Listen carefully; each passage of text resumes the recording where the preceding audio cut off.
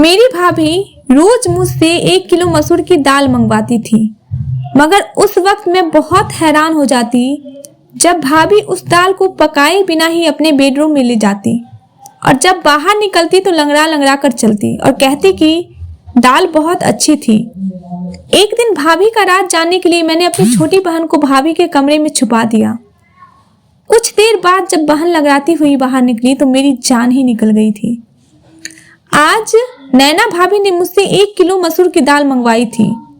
मैं जैसे ही वह दाल लेकर घर पहुंची तो भाभी ने थैला मुझसे ले लिया और अपने कमरे में चली गई।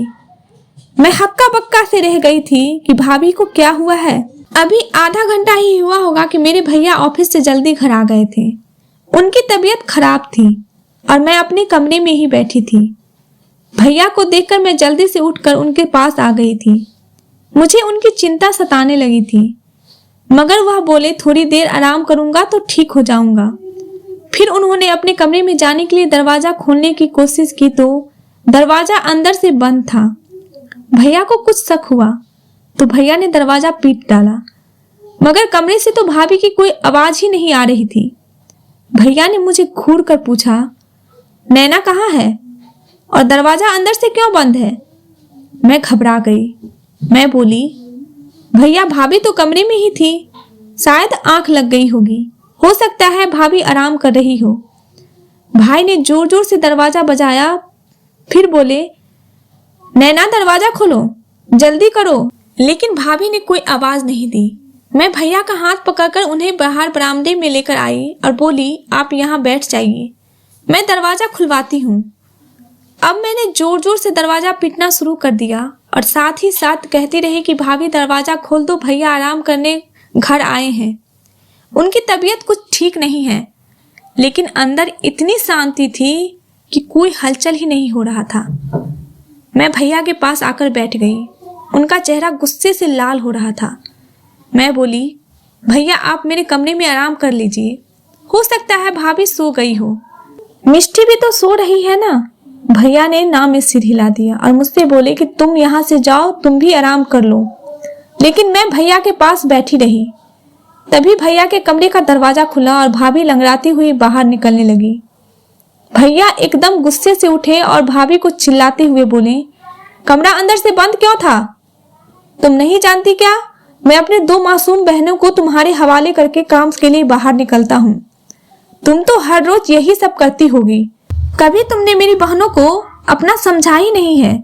16 साल की कम उम्र और डरपोक सी लड़की थी। भैया को गुस्से में देखकर मैं खुद ही डर गई थी, मगर फिर भी मैं आगे बढ़ी और बोली, भैया आप गलत सोच रहे हैं, भाभी ने कभी हमको पराया नहीं समझा, वह माँ की तरह हम दोनों को ख्याल रखती हैं। शायद आज भाभी की तबीयत खराब हो इसलिए सो गई होंगी। मेरी बात सुनकर भैया ने मेरे सिर पर हाथ फेरा और खुद कमरे में चले गए। भाभी की आंखों में आंसू आ गए थे और उन्होंने मुझे गले से लगा लिया था। वह बोली, शुक्रिया नेहा। मैंने कहा, शुक्रिया को गोली मारो, चलो जल्दी भाभी किचन में चलकर दाल बनाते हैं। भाभी एक पल के लिए परेशान हो गई थी। वह बोली, नेहा दाल तो मैंने खा ली है, तुम अपने कमरे में जाकर पढ़ाई करो। भाभी लंगड़ाते हुए किचन में चली गई थी। मैं हैरान होकर वहां खड़ी थी कि भाभी ने मुझसे झूठ क्यों बोला कि उन्होंने दाल को खा लिया है, क्योंकि मैंने अपनी आंखों से देखा था कि वह कच्ची दाल है अपने कमरे में लेकर गई थी। मैं अपने कमरे में आ गई और पढ़ते पढ़ते ना जाने मेरी आंख कब लग गई थी और सुबह को घबराते हुए अचानक मेरी आंख खुली। मेरे साथ साथ मिष्टी भी जाग गई थी और अब हम दोनों किचन में आकर भाभी की मदद करने लगे थे।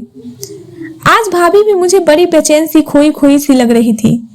भैया भी किचन में आ चुके थे। अब भैया भी रिलैक्स लग रहे थे, भाभी से आराम से बातें कर रहे थे। मैंने यह सोचकर यह सब नजरअंदाज कर दिया था कि यह सब मेरा वहम होगा। सुबह मैं जल्दी उठकर कॉलेज के लिए तैयार हो गई और भैया के साथ ही चली गई थी। वह ऑफिस जाते हुए मुझे भी साथ लेकर जाया करते थे। मैं और मिष्टी एक ही कॉलेज में एक साथ पढ़ते थे। उसकी फर्स्ट ईयर के एग्जाम हो चुके थे, इसलिए उसकी छुट्टियां चल रही थी, जबकि मैं सेकेंड ईयर में थी और मेरे एग्जाम के लिए अभी 3 महीने बाकी थे। कॉलेज से घर आने के लिए मैं बस में सफर करती थी।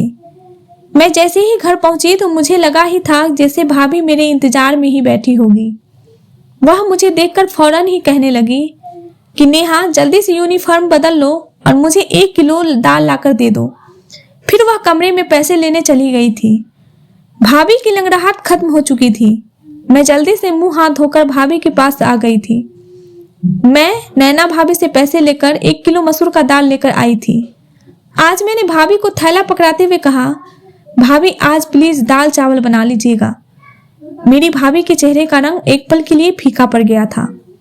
फिर वह हाँ में सिर हिलाकर दाल अपने कमरे में ले चकर चली गई थी। मुझे एकदम से अजीब सा लगा था कि ऐसा कैसे हो सकता है कि कच्ची दाल अपने कमरे में कौन लेकर जाता है। फिर मैं यही सब सोचती हुई अपने कमरे में आ गई थी और पढ़ने लगी। शाम के वक्त भैया ऑफिस से आए तो मेरे और मिष्टी के लिए खाने पीने का सामान लेकर आए थे। भैया की आवाज सुनकर भाभी अपने कमरे से निकलकर आ गई और वह लंगड़ाकर चल रही थी। मैं हैरान रह गई थी कि पहले तो भाभी के पैर की लंगड़ाहट खत्म हो चुकी थी, अब दोबारा वह क्यों लंगड़ा रही है। मुझे भाभी पर शक हुआ, कहीं भैया को दिखाने के लिए नाटक तो नहीं करती। लेकिन जब मैंने भाभी के चेहरे की तरफ देखा तो साफ साफ पता चल रहा था कि वह बड़ी तकलीफ में है। मैंने अपनी सोच को फौरन बदला और भाभी के पास गई और उनसे पूछने लगी कि उनके पैर में क्या हुआ है, तो वह चुप बैठ गई थी। भैया को बड़ी भूख लगी थी, इसलिए भाभी फटाफट किचन में चली गई थी और मैं अक्सर किचन में भाभी को मदद करती थी। आज भी उनकी मदद के लिए किचन में चली गई। मैंने कहा, भाभी दाल चावल के बारे में सोच सोच कर बड़ी भूख लग रही है। भाभी ने मेरी तरफ बड़ी अजीब सी नजरों से देखा। फिर बोली, आज तो मैंने घर में आलू की सब्जी बनाई है, दाल तो कब खा गई थी, बहुत ही अच्छी दाल थी। यह सब सुनकर मैं हक्का बक्का रह गई थी। एकदम ही मेरा दिल भर आया और मैं यह सब कुछ छोड़ छाड़ कर अपने कमरे में आ गई थी। मैं अपनी सोचों में गुम थी, लेकिन मिष्टी को देखकर मैं एकदम से चौंक गई थी, क्योंकि वह अपनी पुरानी फर्स्ट ईयर की किताब खोलकर बैठी थी। मैंने उससे कहा कि जब पढ़ने के दिन थे तब तूने पढ़ाई से जान बचा ली थी, अब क्या फायदा इस पढ़ाई का। मैं मिष्टी से किताबें छीनने लगी, हाथ आगे किया तो उसने मेरा हाथ झटक दिया था और एकदम गुस्से से बोली, कभी तो मेरी जान बकस दिया करो, हर वक्त मेरी माँ बनने की कोशिश मत किया करो। आप सिर्फ मुझसे 2 साल बड़ी हैं, 20 साल नहीं, जो मेरे हर मामले में टांग अड़ाती रहती हैं। मुझे मिष्टी से इस तरह के बर्ताव की बिल्कुल भी उम्मीद नहीं थी। मिष्टी ने तो कभी मेरे साथ ऐसी बात नहीं की थी। मैं उसे छोड़कर भैया के पास आकर बैठ गई। भैया मुझसे पढ़ाई के बारे में पूछने लगे, जबकि मेरा सारा ध्यान भाभी की टांग पर था और भैया के सामने आने का टाल रही थी और बहुत मुश्किल से कोशिश कर रही थी कि वह लंगड़ाकर ना चले।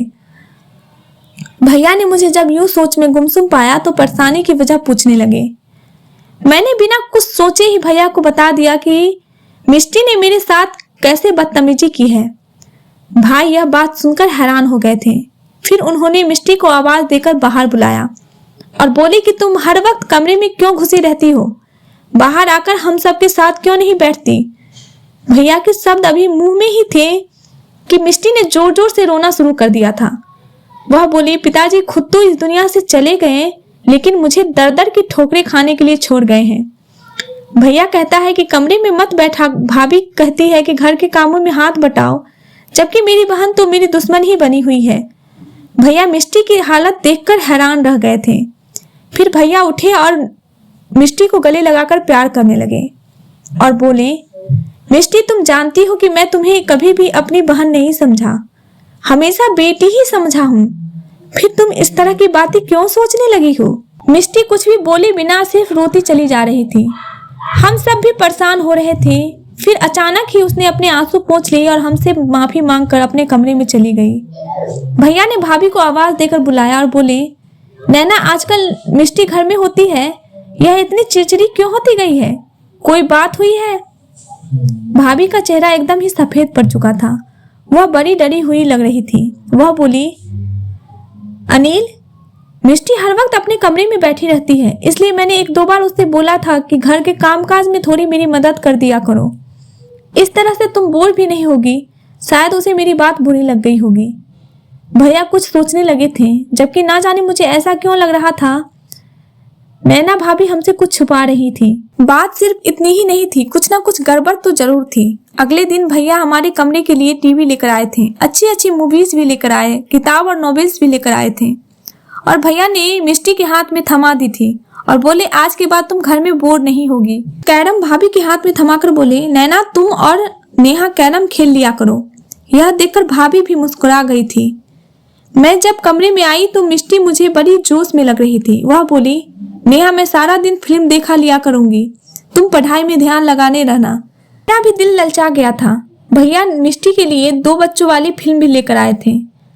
मैं देर रात तक जाकर पढ़ाई करती थी। एक दिन मैं पढ़ाई कर रही थी तब मैंने भाभी को अपने कमरे से निकलते हुए देखा। वो तेज तेज कदमों से चलती हुई छत पर चली गई थी। ना जाने इतनी रात को छत पर क्या करने गई थी। मैं तो बड़ी परेशान हो गई थी। मैं पढ़ाई वगैरह सब भूलकर बाहर ही देखती रह गई थी। तकरीबन 1 घंटा छत पर बिताकर भाभी अपने कमरे में वापस चली आई थी। आखिर यह सब क्या हो रहा था? मैं इस फिक्र में घुलती जा रही थी जबकि मेरा दिल पढ़ाई में भी नहीं लग रहा था। मैं कॉलेज से जैसे ही वापस आई तो भाभी ने मुझे पैसे थमा दिए और फिर से मुझे 1 किलो मसूर का दाल लाने के लिए भेज दिया था। मैं कपड़े बदलने कमरे में गई तो यह देखकर दंग रह गई। मिष्टी फर्स्ट ईयर की किताबें पढ़ रही थी। मुझे देखकर वह इस तरह चौंक गई थी कि झट से वह किताब सहित कमरे से बाहर निकल गई थी। मैंने सोचा कि पहले भाभी की दाल ला देती हूँ, फिर मिष्टी को तो बाद में देखूंगी। मैं दाल ले आई तो भाभी ने मुझसे थैला ले लिया और कोई भी बात किए बिना अपने कमरे में चली गई और अंदर से दरवाजा बंद करके कुंडी लगा ली। मैंने सब कुछ नजरअंदाज किया और मिष्टी की खबर लेने के लिए कमरे में गई तो वह बोली नेहा तुम भाभी को यह रोज रोज दाल लाकर मत दिया करो। उसकी यह बात सुनकर मैं हैरान रह गई कि वह ऐसे क्यों कर रही है।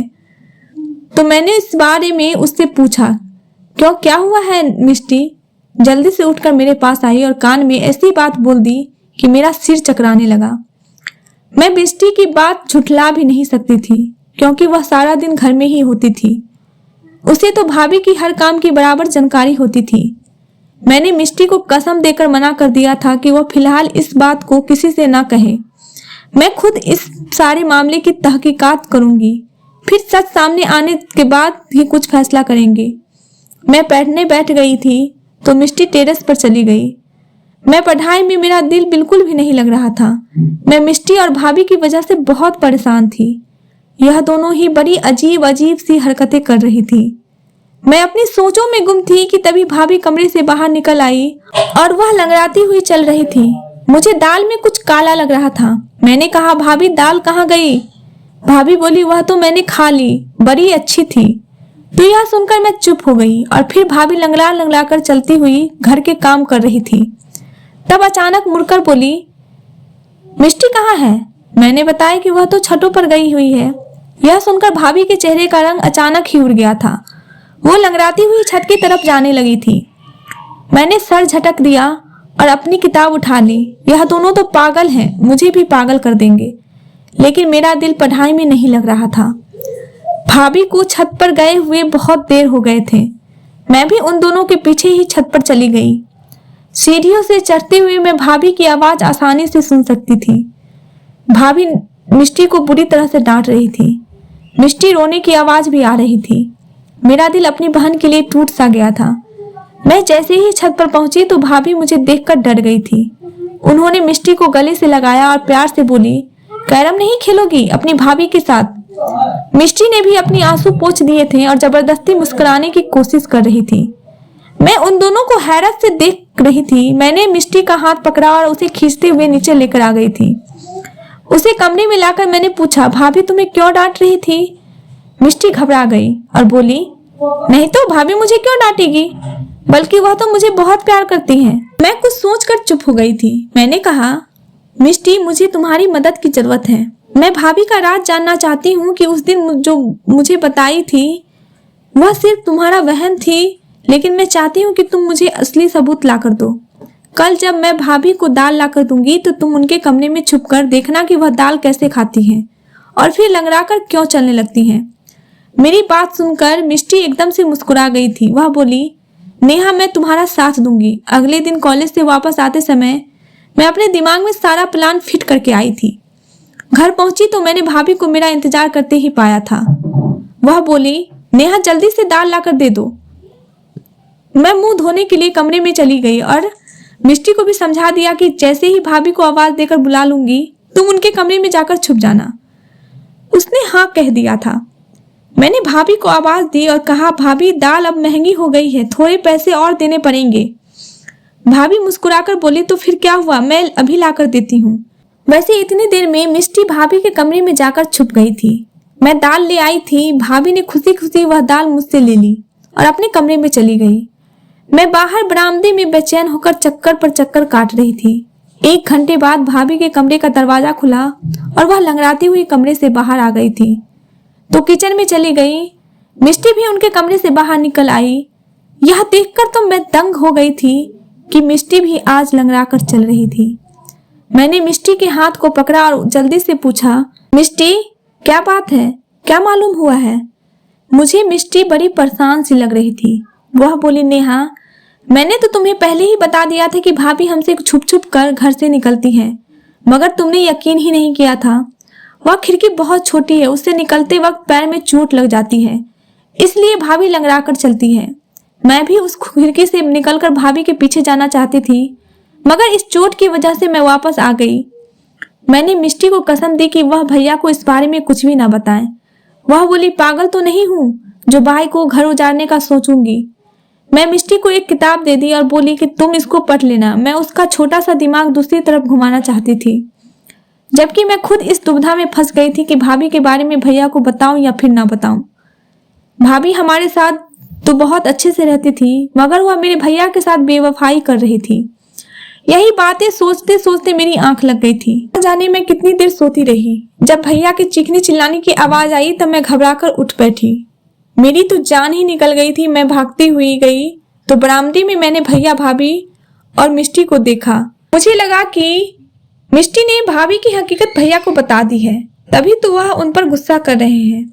मुझे देखकर भैया गुस्से से बोली, नेहा मैं तो तुम्हें बहुत होशियार समझता था, मगर तुम भी इसको नहीं संभाल पाई।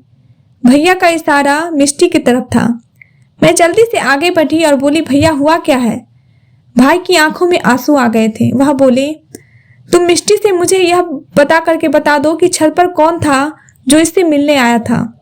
मैं एकदम ही डर गई थी। मैंने जोर जोर से ना में सिर हिला दिया था। मैंने बोला, नहीं भैया, हमारी मिष्टी ऐसी नहीं है, जरूर आपको कोई गलत फहमी हुई होगी। भाभी भी आगे बढ़कर बोली, अनिल आप बिना सबूत इतना गुस्सा ना करें, बच्ची है वह सुधर जाएगी। भैया अब भी भाभी को घूर रहे थे। वह बोले, मैंने शादी के पहले ही दिन तुम्हें बताया था कि यह दोनों लड़कियां सिर्फ मेरी बहन नहीं है, बल्कि मैं इन्हें अपनी बेटियां भी समझता हूँ। तुम माँ बनकर इनकी परवरिश करना। इस तरह से पालन पोषण किया है तुमने इनका। मैंने मिष्टी का हाथ पकड़ा और उसे अपने कमरे में ले गई थी। मैंने मिष्टी से पूछा, तुम मुझे सब कुछ सच सच बता दो कि आखिर बात क्या हुई है। वह रोती हुई बोली, भाभी चाहती है कि हम दोनों बहनें उनके पति का घर छोड़कर चली जाएं, इसलिए वह यह सब करके हमारे भाई की नजरों में गिराना चाहती हैं। मिष्टी की बात तो मुझे अंदर तक हिला कर रख दी थी। मैं बोली, तुम फिक्र ना करो, हमारे लिए गड्ढा खोदने वाली खुद ही उसमें गिर जाएगी। अगले दिन मैं भैया के साथ कॉलेज जाने लगी तो भैया बड़े खामोश से थे। उनकी आंखों में गुस्सा दिख रहा था। मैंने भैया से कहा, आज आप ऑफिस से आधी छुट्टी लेकर मुझे कॉलेज से लेने के लिए आ जाइएगा। मैं एक हकीकत आपके सामने रखना चाहती हूँ। भैया कुछ कहे बिना ही चले गए थे, मगर यह उनकी मेहरबानी थी कि वह मुझे लेने के लिए आ गए थे। मैंने उनसे कहा कि वह घर से बाहर ही रहें जब तक मैं इशारा करके उन्हें ना बुलाऊं। तभी वह आए। मैं जैसे ही घर गई, भाभी ने दाल का ऑर्डर दे दिया। थोड़ी देर बाद जब मैं दाल लेकर बाहर निकली तो भैया आगे बढ़े और बोले, कहाँ जा रही हो? मैंने कहा, बस आप चुपचाप रहें, आज हकीकत आपके सामने आ जाएगी। मैं दाल लेकर चली गई घर तो भाभी ने मेरे हाथ से थैला ले लिया और कमरे में चली गई थी। मुझे इसी वक्त का इंतजार था। मैं जल्दी से घर से बाहर आई और भैया को अपने साथ घर लेकर गई। मैंने कहा, भैया आप अपने कमरे का दरवाजा खोलिए। भैया के पास एक कतार था जिसके जरिए से उन्होंने दरवाजा खोल दिया था। जब हम अंदर दाखिल हुए तो भाभी अंदर नहीं थी। उनके कमरे की खुफिया खिड़की खुली हुई थी। भाई ने उस खिड़की से बाहर देखा तो उन्हें भाभी नजर आई। वह तेज तेज चलती हुई कहीं जा रही थी। भैया भी उस खिड़की से कूद गए थे, जबकि मैं और मिष्टी भी बड़ी मुश्किल से उस खिड़की से उतर पाए थे। हम तीनों भाभी का पीछा करते हुए दूर एक सुनसान सी जगह पर पहुंच गए थे। एक बाबा का घर था जहां लोग ताबीज बनवाने के लिए आ जाया करते थे। तेज तेज चलते हुए अचानक जब भाभी ने पीछे मुड़कर देखा तो हम तीनों को देखकर उनके चेहरे का रंग फीका पड़ चुका था। भैया आगे बढ़े और भाभी का हाथ पकड़कर उन्हें घर ले आए थे। भैया के तेवर बड़े खतरनाक हो चुके थे। वह भाभी से बोले, नैना आज मैंने अपनी आंखों से सब कुछ देख लिया है, तो झूठ बोलने का कोई मतलब नहीं है, मुझे सच सच बता दो। तब भाभी बोली, अनिल भगवान जानता है मैंने आपकी इन दोनों बहनों को अपनी बेटियों की तरह ही समझा है, मगर इनकी वजह से आप मुझ पर शक करते हैं कि मैं इनका ख्याल नहीं रखती। इनकी वजह से आप मुझे 2 शब्द भी सुना देते हैं। तब मुझे यह वहम हो गया था शायद आप मुझसे प्यार नहीं करते। ऐसा भी लगता था कि जैसे आप किसी और से मोहब्बत करते हैं और मुझे तलाक दे देंगे। मैंने अपनी बड़ी बहन से इसके बारे में पता की तो वह बोली कि एक साधु बाबा है जिनका मंत्र बहुत शक्तिशाली है, उससे पति मुट्ठी में आ जाता है। इसलिए मैं आप सबसे छुपकर उनकी सभा में जाने लगी थी। साधु बाबा ने कहा था कि पूरे 30 दिन तक 1 किलो मसूर की दाल पर मंत्र का प्रयोग करना है और वही दाल नहर के किनारे फेंक देनी है। मुझे यह सब करते हुए पूरे 25 दिन हो चुके थे। मैं आप दोनों बहनों के जाने के बाद उसी मंत्र का पाठ करती थी, जिसकी वजह से मिष्टी पर ध्यान न रख सकी। मुझसे चूक हो गई। मिष्टी इलाके के आवारा लड़के निशु से मोहब्बत कर बैठी और इनके दरमियान चिट्ठी और हद का सिलसिला शुरू हो चुका था। मुझे मिष्टी पर शक हुआ, इसलिए मैं आधी रात को उठकर छत पर चली गई। तब मुझे निशु का खत नजर आया। उसमें उसने मिष्टी की बहुत तारीफ करी थी। मैंने वह खत मिष्टी को दिखाते हुए कहा कि मैं तुम्हारी हकीकत तुम्हारे भैया को बता दूंगी, इसलिए समय के रहते हुए सुधर जाओ। मगर मिष्टी तो मुझे ही अपना दुश्मन समझने लगी थी। मैं यह ठान चुकी थी कि 30 दिन बाद यह प्रक्रिया पूरी हो जाएगी और मेरी मन्नत भी। इसके बाद मैं मिष्टी से एक सख्ती से पेश आऊंगी, मगर यह वक्त पूरा होने से पहले ही आप मेरा राज जान चुके हैं। मैं आपसे माफी चाहती हूँ कि मैं मिष्टी का ख्याल नहीं रख पाई। मिष्टी की तरफ देखा और वह शर्म के मारे सिर झुकाकर खड़ी थी। भैया ने आगे बढ़कर मिष्टी के सिर पर हाथ रख दिया और बोले, बेटा अगर निशु अच्छा लड़का होता तो मैं आपकी शादी तुम्हारे साथ कर देता, मगर वह बहुत बुरा इंसान है। इलाके की हर लड़की पर उसकी नजर है। मिष्टी रोने लगी और बोली, भैया घर में सूनापन और अकेलापन था, इसकी वजह से मैं इस गलत राह पर भटक बैठी थी, वरना मुझे निशु में कोई दिलचस्पी नहीं है। भैया मुस्कुरा दिए थे। उनके सिर से भारी बोझ उतर गया था। फिर उन्होंने हम दोनों को कमरे में भेज दिया था। यकीनन अब भाभी की खबर लेने वाले थे। वह भाभी को हमारे सामने कभी डांटा नहीं करते थे। मैंने कहा, भैया भाभी को कुछ मत कहना, वह हमारी माँ जैसी है। भाभी रोते हुए हम दोनों बहनों को गले से लगा ली और एक बार फिर हमारे घर में प्यार और खुशनुमा माहौल बन चुका था। दोस्तों, उम्मीद करती हूँ आपको हमारी कहानी पसंद आई होगी। कहानी पसंद आई है तो वीडियो को लाइक करें, चैनल पर नए हैं तो चैनल को सब्सक्राइब करें और हाँ, नोटिफिकेशन बेल को जरूर दबाएं ताकि अगली अपडेट सबसे पहले आपको मिले। धन्यवाद दोस्तों।